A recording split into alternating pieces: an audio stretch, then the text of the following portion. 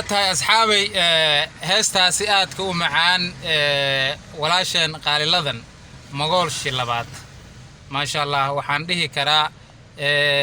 قفك وقعد معان مقول صور راعه إن يهد ولاشن قال لذن هسمع عن وقت جاي فنكسو جرتي أي نوسو بندق جرتي waxaan aad ugu faraxsanahay maadaama aan ahay qof aqoon u leh qaaliladan aad ugu faraxsanahay xalaytana aan la xiriiray telefoonka aan ka wacay aan u hambaliyay inay fankii ka baxday heesihii aysan mar dambe soo qaadi doonin sida ay noo sheegtay aniga ahaantaydana waxaan ballan qaadayaa insha Allah in caawa ay ugu dambeysay hees qaaliladan ay leedahay in aan anigana aan dhageysto way adag tahay maadaama qaaliladan ay ahayd fanka dumarka hadda ku jiro nin walba wax buu dhihi karaa laakiin se qofta ugu cod macaaneed fanaanku ugu cod macaan inay ahayd qaaliladan oo ay tahay magoosha nool laakiin se ilaahay ayaa soo hanuuniyay fursadna u siiyay in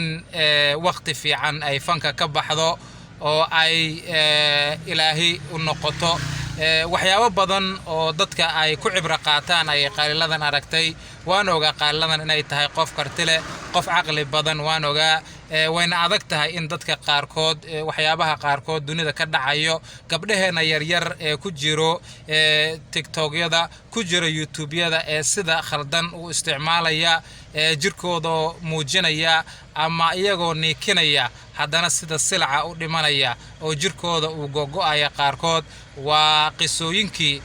Sheekh Abubakar Xoosh ama culimada kaleba markana looga sheekeynayo sheekooyinka cibra qaadashada ee lagu sheegayo qofka sida uu dhintay waxa ku dhacay waxa u dambeeyay noloshiisa waxyaabahaas oo dhan waa waxyaabo u baahan inaan ku cibra qaadano ilaahay u naxariisto inta walaaladeena ee dhimatay ama shilkii ugu dambeeyay ku geeriyootay gaar ahaan walaasheen Muneesh waxaan u hambaleynayaa halkan walaashay qaaliladan oo ah saaxiib qaali ugu dhow ahna marwada u hooyatay ama xaaska saaxiibkay raage labaduba waxaan ku casuumnay gaaris ay hore noogu imaadeen waxaan aadnay duleedka gaarisa halkaasi oo aan caano geel u raadsanay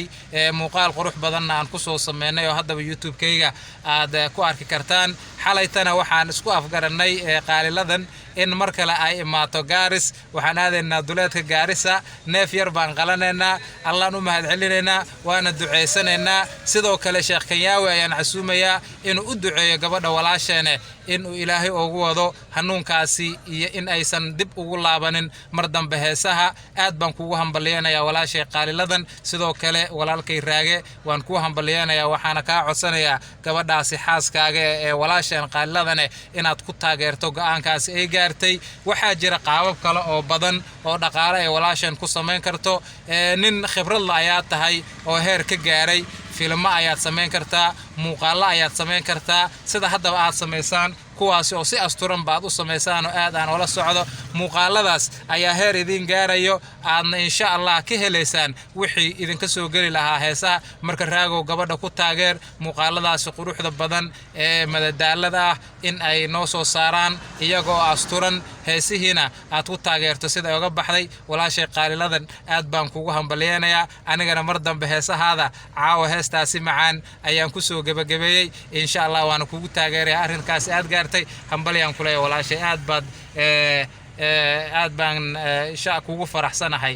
go'aanka quruxda badaneed gaartay halkanna waa gaarisa khiyaarta sharafta leh gaarisa ku soo dhawaada